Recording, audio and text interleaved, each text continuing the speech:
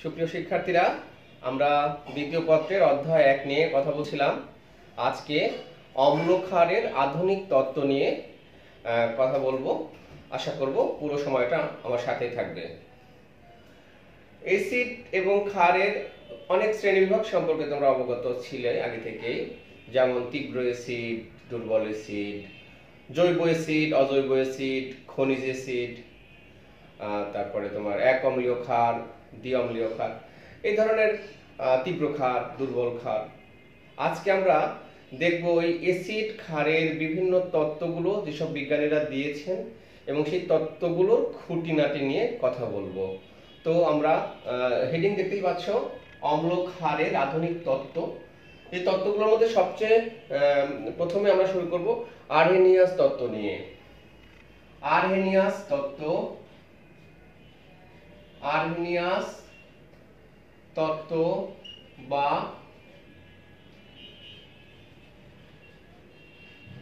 Ionic তত্ত্ব।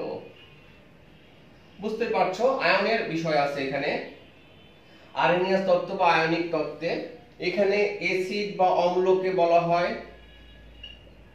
যেসব যৌগ জলীয় দ্রবণে রিমেম্বার দিস, জলীয় দ্রবণে হাইড্রোজেন আয়ন দান করে তাদেরকে বলা হয় অম্ল, এবং যেসব যৌগ জলীয় দ্রবণে হাইড্রক্সিল আয়ন দান করে তারা হচ্ছে ক্ষার।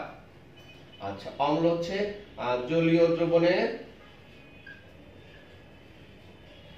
যারা H+ দান করতে পারে, কারা যেরকম, যেমন HCl, জল নাও, তাহলে দাঁড়াচ্ছে H+, Cl-, H2O, বা তুমি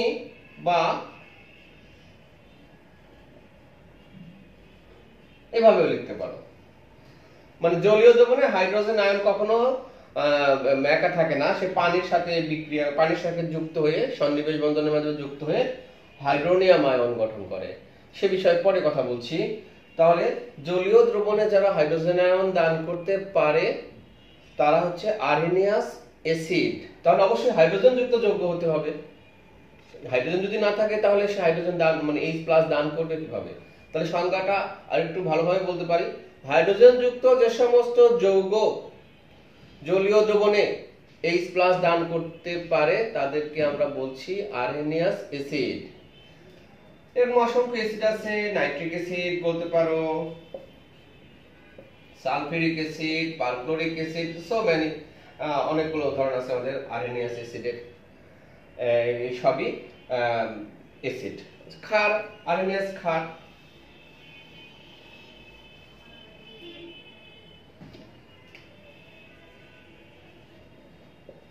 এরা হচ্ছে যারা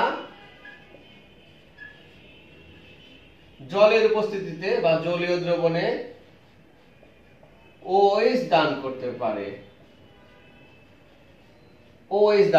পারে, সোডিয়াম হাইড্রোক্সাইড, তারপরে তোমার ক্যালসিয়াম হাইড্রোক্সাইড। যাদের অলরেডি হাইড্রোক্সাইড আছেই তারা কিন্তু আরহেনিয়াস ক্ষার।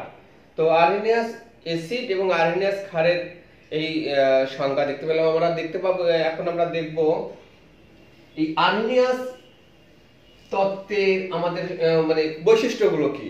আরহেনিয়াস তত্ত্বে যে আমরা অ্যাসিড বলছি, ক্ষার বলছি, এই বিভিন্ন অ্যাসিড এবং ক্ষারের এই তত্ত্ব দ্বারা আমরা কি হেল্প পাই সেটা দেখব।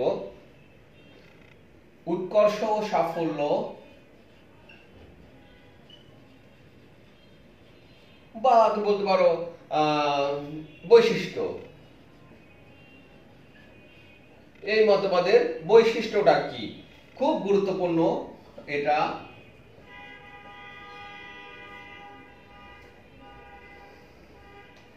দেখো, আমি সংক্ষেপে লিখছি। অ্যাসিড ও ক্ষারের তীব্রতা,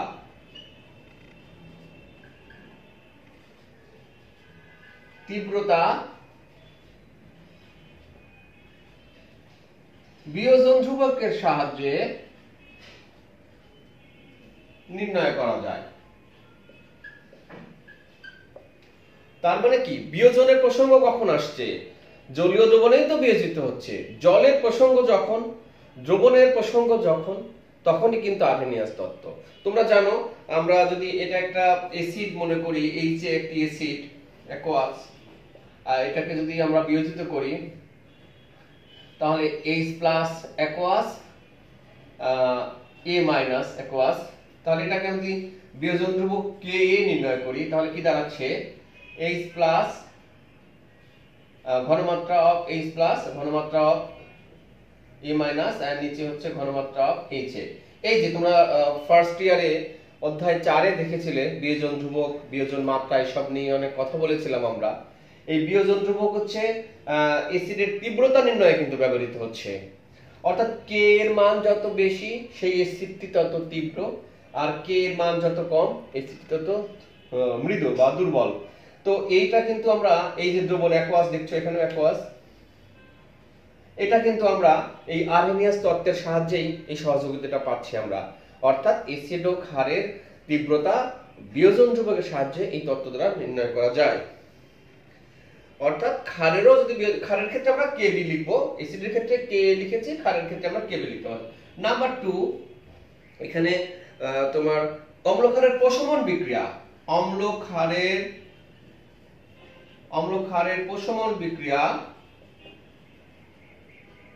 এই তত্ত্বের সাহায্যে নির্ণয় করতে পারি আমরা। প্রশমন বিক্রিয়া তোমরা প্রথম মানে ফার্স্ট ইয়ারে অধ্যায় 4-এ দেখেছিলে যে তীব্র অ্যাসিড ও তীব্র ক্ষারের প্রশমন তাপের মান -57.34 কিলোজুল পার মোল। এই যে তত্ত্বটি, এটিও কিন্তু এই আর্হেনিয়াস তত্ত্বের সাহায্যে কিন্তু জানা গেছে। প্রশমন বিক্রিয়াটা ইনফ্যাক্ট কি? প্রশমন বিক্রিয়া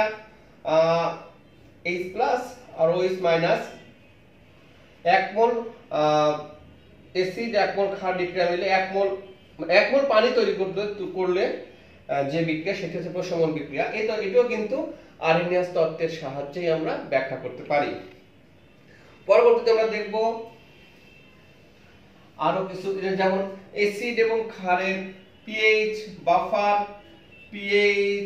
বাফার, আয়নিক গুণফল, এসব কিন্তু আমরা আর্হেনিয়াস তত্ত্বের সাহায্যে ব্যাখ্যা করতে পারি। তো কোন একটা জলীয় দ্রবণ, আর একটা দেখো, কোন জলীয় দ্রবণের অম্লীয় ও ক্ষারীয় প্রকৃতি আমরা আর্হেনিয়াস তত্ত্বের সাহায্যে নির্ণয় করতে পারি। একটা ধরো একটা সলিউশন, সেটা অম্লীয় নাকি ক্ষারীয় সেটা কিন্তু আমরা এই আর্হেনিয়াস তত্ত্বের সাহায্যে কিন্তু ব্যাখ্যা করতে পারি। ওকে, কিছু সীমাবদ্ধতা আছে এই তত্ত্বের, কিছু সমস্যা আছে এই তত্ত্বের, আমরা সেই সমস্যাগুলো দেখব এখন। সীমাবদ্ধতা তোমাদের জন্য গুরুত্বপূর্ণ এটাও। সীমাবদ্ধতা 1 নাম্বার সীমাবদ্ধতা বুঝতেই পারছো, দ্রাবকের অনুপস্থিতিতে এই তত্ত্ব অকার্যকর। মানে কোন একটি বস্তু অ্যাসিড না ক্ষার তা নির্ণয় করতে তোমাকে দ্রাবকের হেল্প নিতে হবে এই তত্ত্বে। অর্থাৎ পানির অনুপস্থিতিতে এই তত্ত্ব অকার্যকর। এটা লিখলাম না আমি, আর দ্রাবকের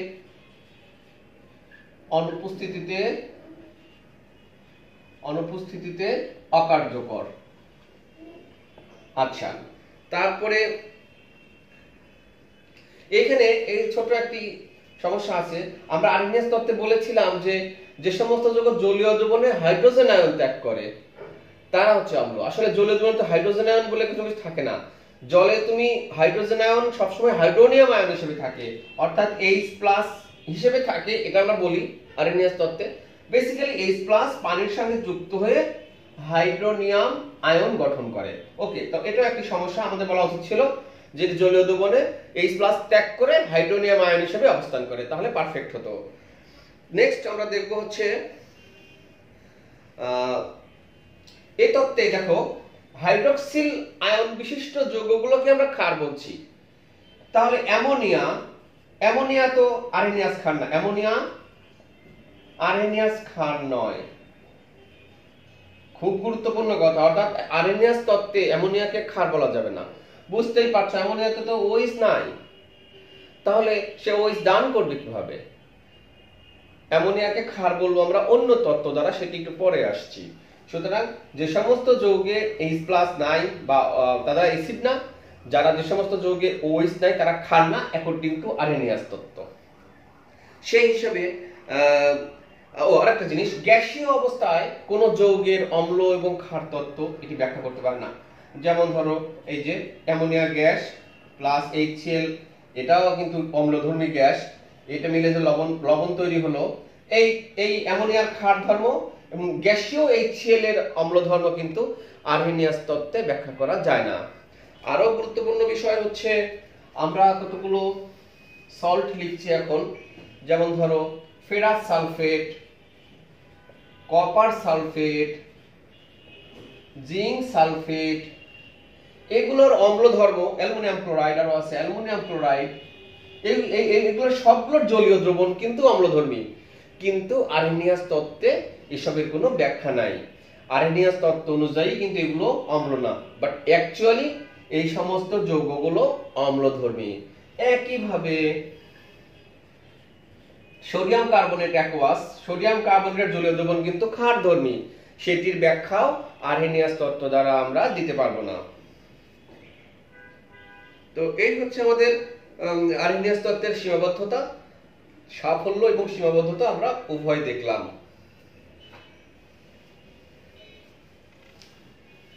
নেক্সট তত্ত্ব হচ্ছে আমাদের ব্রনস্টেড-লাউরি,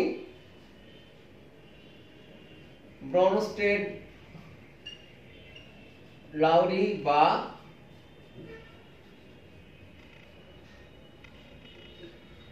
প্রোটনীয় তত্ত্ব। Very interesting.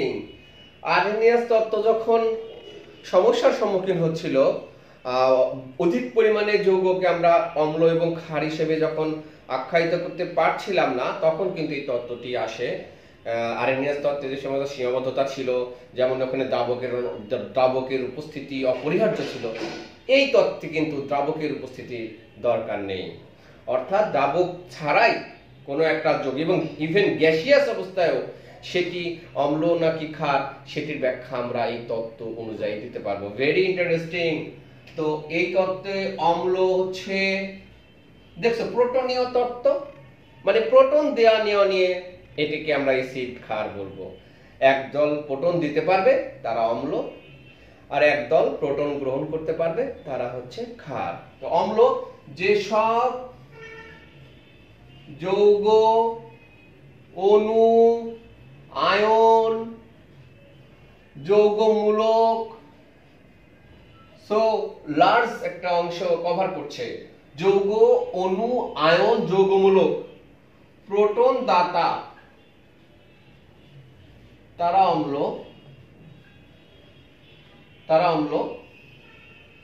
ক্ষার হচ্ছে প্রোটন দাতা। দেখো সিমিলার ঘটনা প্রোটন গ্রহীতা,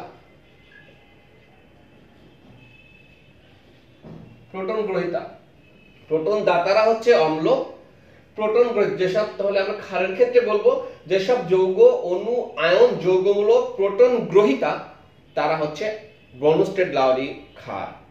ভেরি ইন্টারেস্টিং। একদল প্রোটন দাতা, একদল প্রোটন গ্রহীতা। এবং এখানে ইন্টারেস্টিং হচ্ছে আমরা দেখছো বিভিন্ন আয়নকেও এই অম্লক্ষারের মধ্যে নিয়ে আসতে পারছি। যেমন সেই হিসাবে এখানে আণবিক শ্রেণীর, একটু খেয়াল করো, এখানে আণবিক শ্রেণীর অম্ল কারা? আণবিক শ্রেণীর অম্ল এই যে HCl, sulphuric acid, nitric acid, hydrogen sulphide, carbonic acid, এগুলো হচ্ছে আণবিক শ্রেণীর অম্ল। এখন অ্যানায়নিক শ্রেণীর অম্ল কারা? অ্যানায়নিক মানে নেগেটিভ চার্জ যুক্ত। অ্যানায়নিক শ্রেণীর অম্ল তোমার এই যে হাইড্রোজেন কার্বনেট বা bicarbonate, hydrogen sulphate, hydrogen sulphide, এগুলো কিন্তু অ্যানায়নিক শ্রেণীর অম্ল। সবগুলোতেই নেগেটিভ চার্জ যুক্ত আছে, কিন্তু তারা অম্ল। পরে ব্যাখ্যা দেব এগুলো আমরা। এবং ক্যাটায়নিক শ্রেণীর অম্ল,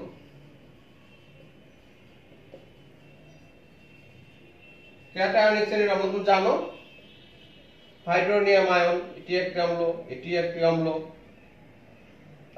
তারপরে তোমার অ্যামোনিয়াম প্লাস, এটি অম্ল, সবই অম্ল। এগুলো হচ্ছে ক্যাটায়নিক শ্রেণীর অম্ল।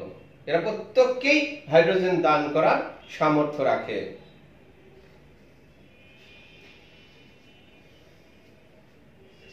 এবার আমরা দেখব ক্ষার। ক্ষার দেখব আমরা বনস্টেড লাউরি মতবাদে ক্ষার। যারা পরে যোগদান করেছে তাদের জন্য তথ্য হচ্ছে আমরা অম্ল ক্ষারের আধুনিক তত্ত্ব পড়ছি। এই পর্যায়ে আমরা ব্রনস্টেড লাউরির প্রোটনীয় তত্ত্ব পড়ছি। দেখবো আমরা ক্ষার। ক্ষার হচ্ছে যে সমস্ত যৌগ অণু, যৌগ, দেখো এই যে অ্যামোনিয়া।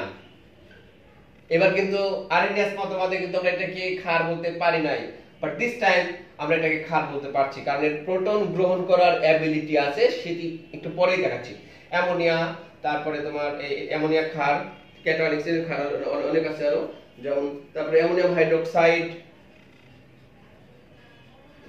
কারণ পানি, এগুলো হচ্ছে আণবিক শ্রেণীর ক্ষার।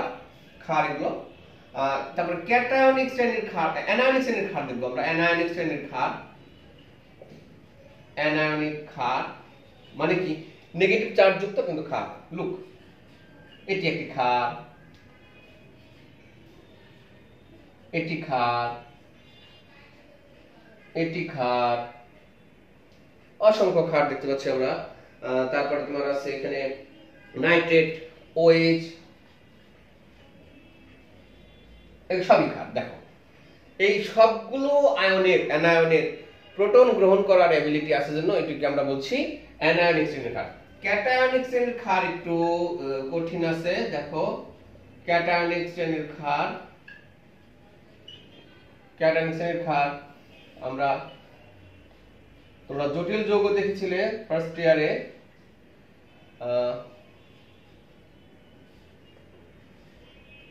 এটি একটি ক্যাটায়নিক শ্রেণীর ক্ষার। তারপরে আরো আছে এএল,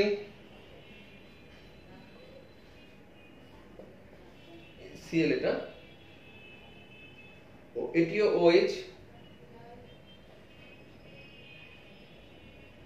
2+, এগুলো হচ্ছে ক্যাটায়নিক শ্রেণীর ক্ষার। সো প্রিয় শিক্ষার্থীরা, ব্রনস্টেড লাউরি মতবাদটি খুব ব্যাপক, বিস্তৃত আকারে, এবং এখানে দেখো আয়নগুলোকে আমরা ক্ষার হিসেবে পরিগণিত করতে পারছি। এগুলো অ্যানায়নিক শ্রেণীর ক্ষার, এগুলো ক্যাটায়নিক শ্রেণীর ক্ষার, এগুলো আণবিক শ্রেণীর ক্ষার। ঠিক আছে। আর ব্রনস্টেড লাউরি তত্ত্বে এখন কিভাবে ক্ষার, যেমন কিছুক্ষণ আগে বলছিলাম আমি অ্যামোনিয়াকে কেন ক্ষার বলছি, এই তত্ত্বে দেখো অ্যামোনিয়া কিন্তু একটি প্রোটন গ্রহণ করতে পারে, গ্রহণ করে কিসে হচ্ছে অ্যামোনিয়াম প্লাস, না এই প্রোটন কোথা থেকে আসছে, এটি সে একটি অ্যাসিড থেকে নিচ্ছে। এই এটি হচ্ছে একটি ব্রনস্টেড লাউরি মতবাদ অনুযায়ী ক্ষার। তো এই তত্ত্বে আমরা যেটি মূল ব্যাখ্যা দিতে পারি এই তত্ত্বে, তোমরা অম্লক্ষারের সাম্যাবস্থা জানো, অম্লক্ষারের সাম্যাবস্থা বলে একটা কথা শুনেছো, অ্যাসিড বেজ ইকুইলিব্রিয়াম। এই তত্ত্বের ব্যাখ্যা কিন্তু এই তত্ত্ব অনুযায়ী দিতে পারে, মানে অ্যাসিড এবং ক্ষার যে সাম্যাবস্থায় থাকতে পারে সেই ব্যাখ্যা কিন্তু এই ব্রনস্টেড লাউরি মতবাদে দিতে পারে। আর এই মতবাদের আরেকটি বিষয় হচ্ছে অনুবন্ধী কনসেপ্ট। অনুবন্ধী এখনই বলবো আমি।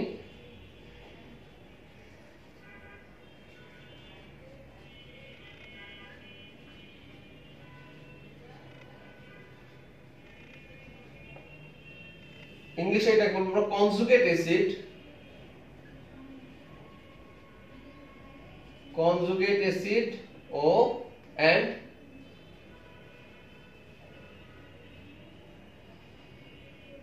Conjugate base. কনজুগেট অ্যাসিড এবং কনজুগেট বেজ। দেখো অনুবন্ধী অ্যাসিডটা আসলে কি, অনুবন্ধী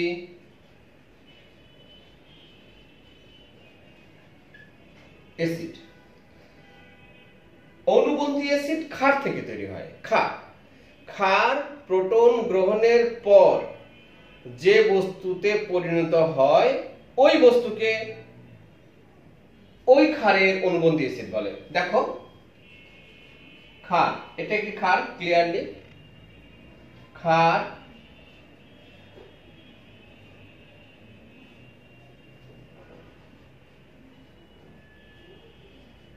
প্রিয় শিক্ষার্থীরা খুব ভালো করে খেয়াল করো, এটি একটি জোড়া হিসেবে থাকে, ক্ষার অ্যামোনিয়া একটি ক্ষার, সে প্রোটন গ্রহণ করলো থেকে HCl হাইড্রোক্লোরিক অ্যাসিডের থেকে একটি প্রোটন গ্রহণ করে সে অ্যামোনিয়ামে পরিণত হলো।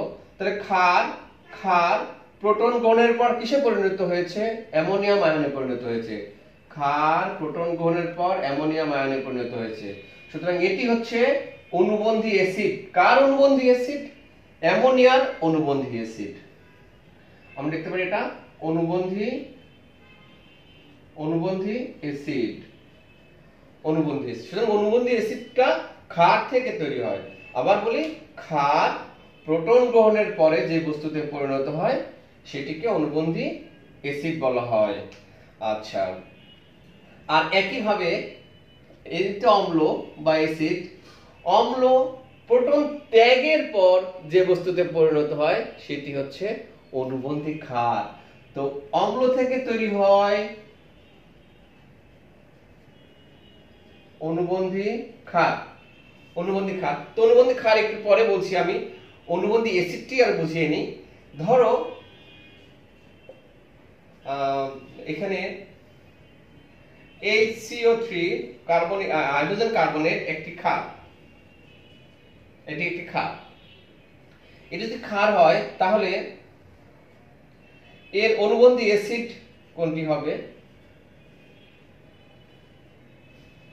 অনুবন্ধী অ্যাসিড। তাহলে ক্ষারের কাজ কি? প্রোটন গ্রহণ করা। আমরা সংজ্ঞায় দেখেছি ক্ষারের কাজ প্রোটন গ্রহণ করা। সুতরাং এটি প্রোটন গ্রহণ করবে। কোত্থেকে প্রোটন গ্রহণ করবে? এই যে প্রোটন আছে এখানে, এই Hটা এখানে সাথে যুক্ত হয়ে যাবে। আগে ছিল HCO3, এখন আরেকটা H আসলো, দেখো। আর এটা দেওয়ার পরে এটি আর থাকছে না, এটি থাকছে না, শুধু কি থাকছে? Cl। তাহলে আমরা এই ক্ষার থেকে, এইটা হচ্ছে এই ক্ষারের অনুবন্ধী অ্যাসিড। অনুবন্ধী অ্যাসিড, ভেরি ইন্টারেস্টিং। এই তত্ত্বের আরেকটি বিষয় আমি একটু পরে উল্লেখ করব, মানে কোন যৌগের উভধর্মিতা। বিভিন্ন যৌগ বিভিন্ন পরিস্থিতিতে অম্ল এবং ক্ষার উভয় হিসেবে কাজ করতে পারে। অর্থাৎ অ্যাম্ফোটেরিক ধারণাটা একটু পরে দিচ্ছি, আগে অনুবন্ধী অ্যাসিড ক্ষারকটা কমপ্লিট করে নেই। তো অনুবন্ধী অ্যাসিড দেখলা তোমরা যে ক্ষার একটি প্রোটন গ্রহণের পর যে বস্তুতে পরিণত হয়। এবার অনুবন্ধী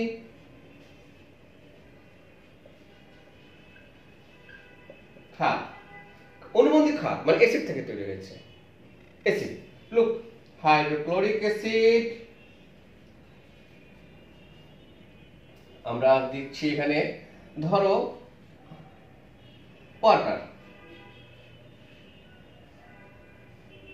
এটি যেহেতু অ্যাসিড, এর কাজ কি?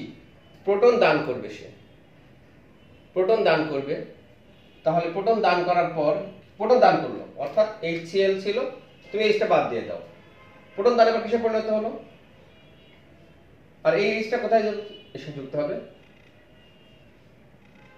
এই ব্যাস, অম্ল। অম্ল প্রোটন দানের পরে যে বস্তুতে পরিণত হয়েছে তাকে ওই অম্লের অনুবন্ধী ক্ষার বলে। এটি হচ্ছে অনুবন্ধী ক্ষার। কার অনুবন্ধী ক্ষার? নিশ্চয়ই কোনো অম্লের। সে অম্লটি কোনটি? এটি অনুবন্ধী ক্ষার। আর আরো দেখাচ্ছি আমি, যেমন ধরো এখানে হাইড্রোজেন সালফেট, এটি একটি অম্ল, মনে করছে এটি একটি অম্ল। তাহলে অম্ল ক্ষারকে প্রোটন দান করবে। ক্ষার, এখানে আমি অ্যামোনিয়াই ধরলাম ক্ষার। দেখো আমরা এর অনুবন্ধী ক্ষার বের করব। তাহলে এই এইচটা থাকবে না, এইচ বাদ। তাহলে কি দাঁড়াচ্ছে? আগেই একটি মাইনাস ছিল, এইচ চলে গেছে, তার ইলেকট্রন রেখে চলে গেছে, তাহলে আরেকটি মাইনাস, 2 মাইনাস এখানে, আর এই এইচটা এখানে আসলো, এইচ প্লাস হিসেবে আসছে, এইচ প্লাস হিসেবে বের হয়ে গেছে, এইচ প্লাস আর অ্যামোনিয়া। প্রিয় শিক্ষার্থীরা চার্জগুলো বুঝে নাও। চার্জগুলো এর আগে থেকেই একটি ঋণাত্মক চার্জ ছিল, এখন এইচ কিন্তু এইচ প্লাস হিসেবে চলে গেছে। প্লাস হিসেবে যাওয়াতে সে ইলেকট্রন রেখে গেছে, সেই ইলেকট্রন আর এই ইলেকট্রন 2 মাইনাস, আর H প্লাস আর অ্যামোনিয়া এর নিরপেক্ষ মূলের সঙ্গে একটি প্লাস যুক্ত হয়েছে, প্লাসটা থেকেই গেছে অ্যামোনিয়াম আয়ন। তাহলে এই অম্লের এটি হচ্ছে অনুবন্ধী ক্ষার, অনুবন্ধী ক্ষার, আর এটি তো ক্ষার। তাহলে এই ক্ষারের অনুবন্ধী অম্ল হচ্ছে এটি, অর্থাৎ অনুবন্ধী ব্যাপারটি জোড়ায় থাকে, জোড়ায়, পেয়ার, কনজুগেট পেয়ার বলে এটাকে। অর্থাৎ এই সমস্ত সাম্যাবস্থায় এক জোড়া অ্যাসিড এক জোড়া ক্ষার থাকে। এক জোড়া অ্যাসিড বুঝে নাও, এক জোড়া অ্যাসিড কোথায় পেলাম? এসি অম্ল 1 অম্ল 2, দেখেছো দুটি অম্ল, ক্ষার 1 ক্ষার 2, এক জোড়া অম্ল এক জোড়া ক্ষার এই সাম্যাবস্থায় উপস্থিত থাকে। এবং এই সাম্যাবস্থাটা আমরা বনস্টেড-লাউরি তত্ত্ব অনুযায়ী ব্যাখ্যা করতে পারি। আমরা আরো কিছু এক্সাইটিং এক্সাম্পল দেখব এটি নিয়ে, অনুবন্ধী পেয়ার নিয়ে।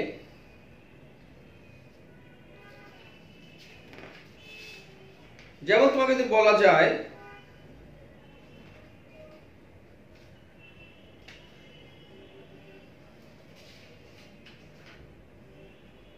আরেকটা তথ্য শুনে নাও, শক্তিশালী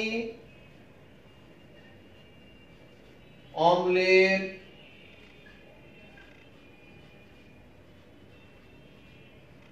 অনুবন্ধী ক্ষার দুর্বল হয়। Very interesting. তাহলে দুর্বল অম্লের অনুবন্ধী ক্ষার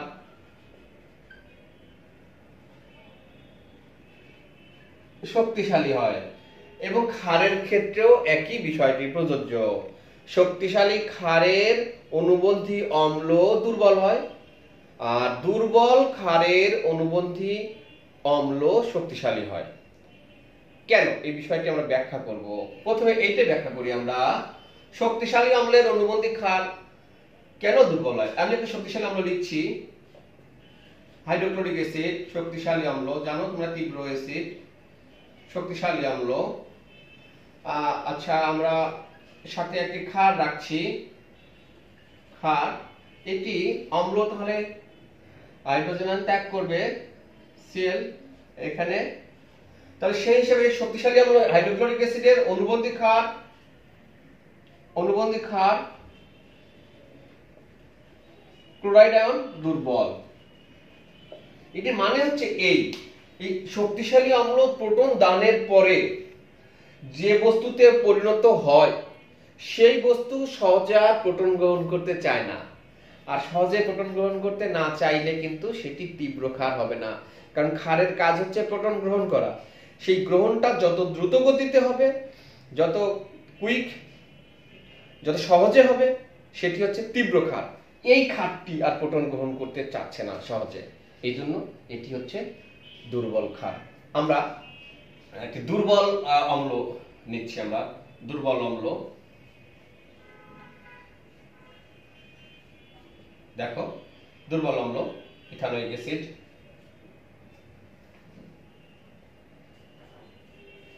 এটি যদি তোমার তাহলে কি দাঁড়াচ্ছে? এর অনুবন্ধী এটা অম্ল, এটা অনুবন্ধী ক্ষার হচ্ছে ইথানয়েড আয়ন, আর এটা দাঁড়াচ্ছে এটা হচ্ছে অনুবন্ধী অম্ল, অনুবন্ধী ক্ষার, সরি অনুবন্ধী ক্ষার। তার মানে দুর্বল অম্ল অনুবন্ধী ক্ষার শক্তিশালী, এটা হচ্ছে শক্তিশালী। অর্থাৎ দুর্বল অম্ল তো এমনি তার কম, সে তো H+ সহজে ত্যাগ করতে চাচ্ছে না, ত্যাগ করে ফেলছে, তখন তার আরো বেশি ঘাটতি হয়ে গেছে। ব্যাপারটি এরকম, ধরো যার কাছে কোনো কিছু নাই, সেখান থেকে মানে অল্প কিছু আছে, সেখান থেকে যদি সেটি নিয়ে নেওয়া হয় তাহলে সে বেশি অভাবে থাকে, তখন সে অন্য জিনিস বেশি আগ্রহী থাকে। ব্যাপারটি মানে এইভাবে চিন্তা করলে আমরা পারি। দেখো দুর্বল অম্ল, তার অম্ল এমনিতেই কম, মানে H+ ত্যাগ করার প্রবণতা কম, সে ত্যাগ হয়ে গেছে। সুতরাং ত্যাগ করার পরে যে বস্তুতে পরিণত হয়েছে সেটির একটি স্ট্রং ইন্টেনশন আছে H+ কালেক্ট করার, এবং এই জন্য এটি শক্তিশালী ক্ষার। সুতরাং দুর্বল অম্লের অনুবন্ধী ক্ষার শক্তিশালী হয়। আমরা আরো কিছু এক্সাম্পল দেখব। যেমন ধরো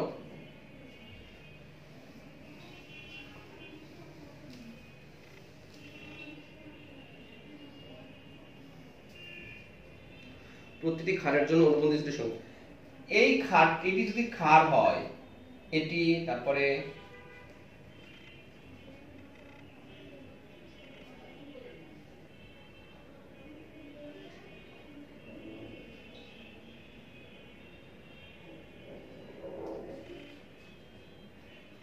সবগুলো ক্ষার, এই ক্ষারগুলোর আমরা অনুবন্ধী অ্যাসিডের সংকেত লিখব। আরো একটা উদাহরণ লিখছি আমি, HSO4, এই ক্ষারগুলোর অনুবন্ধী অ্যাসিড লিখব। আচ্ছা, এটিকে আমরা ক্ষার হিসাবে ট্রিট করছি, তাহলে অনুবন্ধী অ্যাসিড হবে। তো ক্ষারের সাথে অবশ্যই একটা অ্যাসিড লাগবে, আমাদের অতি পরিচিত একটি অ্যাসিড হাইড্রোক্লোরিক অ্যাসিড। তাহলে এটি ক্ষারের কাজ প্রোটন গ্রহণ করা। এই তাহলে এই ক্ষারের অনুবন্ধী অম্ল হাইড্রোনিয়াম আয়ন। NH2 যদি ক্ষার হয়, দেখো অ্যানায়নিক শ্রেণীর ক্ষার, তাহলে এটিও প্রোটন গ্রহণ করছে। সাপোজ এটি সালফিউরিক অ্যাসিড থেকে নিচ্ছে, তাহলে এটি হবে অ্যামোনিয়া HSO4-। দেখো একটি H চলে গেছে, HSO4- হয়ে গেল। তো এই ক্ষারের অনুবন্ধী অম্ল হচ্ছে এটি। তাহলে অনুবন্ধী জোড়া কিন্তু একসাথে। আমি যদি তোমাকে প্রশ্ন করি যে পানির উপস্থিতিতে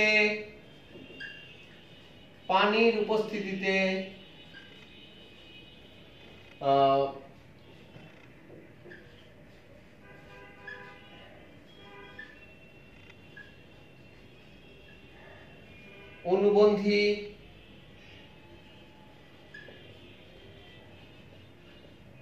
প্রিয় শিক্ষার্থী দেখে নাও, পানির উপস্থিতিতে ডাইহাইড্রোজেন ফসফেটের অনুবন্ধী ক্ষার কোনটি? তার মানে এর অনুবন্ধী ক্ষার জানতে চাওয়া হচ্ছে। তাহলে এটাকে আমরা অ্যাসিড হিসেবে ট্রিট করছি। অ্যাসিড H2PO4 অ্যাসিড পানির উপস্থিতিতে, পানি দিচ্ছি আমরা এখানে, এটিকে বলা হচ্ছে এর অনুবন্ধী ক্ষার। তার মানে নিজে অ্যাসিড। অ্যাসিডের কাজ কি? প্রোটন দান করা। কয়টা প্রোটন আছে? কয়টা হাইড্রোজেন? দুটো হাইড্রোজেন, একটা বাদ দিয়ে দাও, সেই একটার সঙ্গে অ্যাড হবে। তাহলে দুটো ছিল, H2 ছিল, একটা যদি চলে যায় তাহলে কমে যাচ্ছে। দেখো আগে থেকেই একটি মাইনাস ছিল, আগে থেকে যাওয়ার আগেই একটি মাইনাস ছিল, চলে যাওয়ার পরে তাহলে মাইনাস কয়টি হবে? দুটি। আর এটি H+ হিসেবে বের হয়ে গেছে, H+ হিসেবে এর সঙ্গে যুক্ত হচ্ছে হাইড্রোনিয়াম। সো এই অ্যাসিডের অনুবন্ধী ক্ষার ডাইহাইড্রোজেন ফসফেট। প্রিয় শিক্ষার্থীরা দেখো, এখানে আগে থেকে একটি ঋণাত্মক চার্জ ছিল, একটি হাইড্রোজেন চলে যাওয়াতে সে ইলেকট্রন রেখে গেছে, এজন্য দুটি মাইনাস হয়ে গেছে। আর H+ বের হয়ে আসলো, সেই H+টা পানির সঙ্গে যুক্ত হয়ে হাইড্রোনিয়াম আয়নে পরিণত হলো।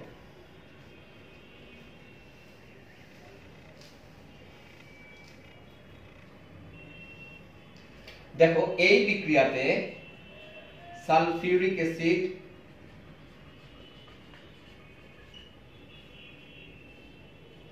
খুবই ভয়ানক লাগছে দেখতে, না? দুটি অ্যাসিড কিভাবে বিক্রিয়া করে, দুটি acid, sulphuric acid, nitric acid.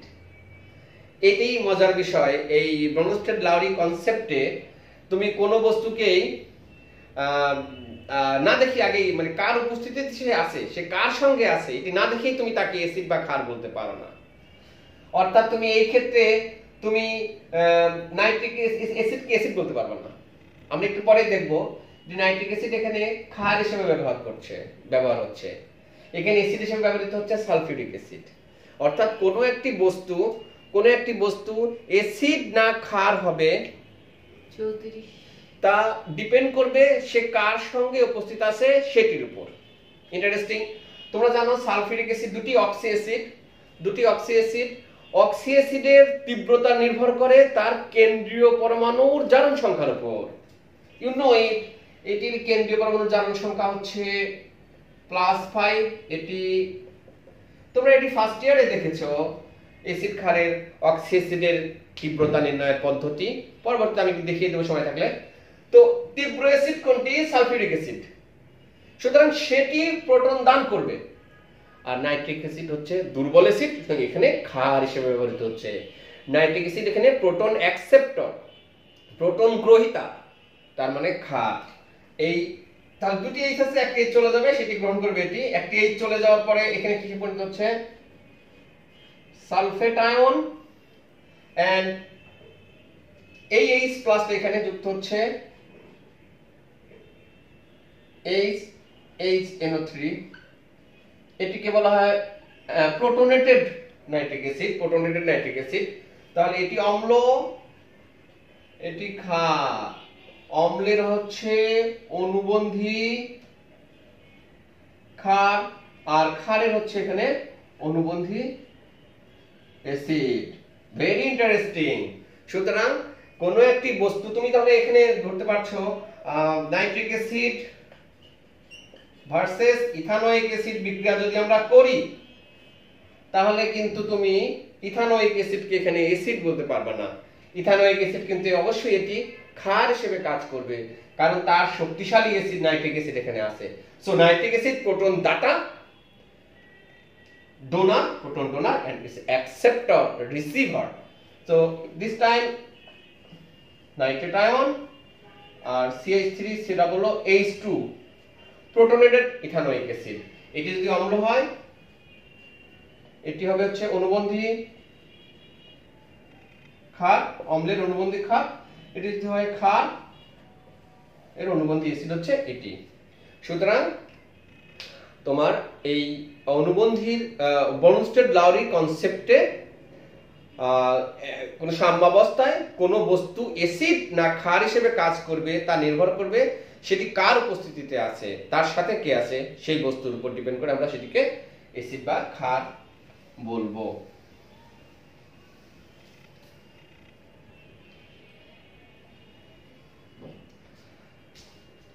তো প্রিয় শিক্ষার্থীরা, আজকে এই পর্যন্তই।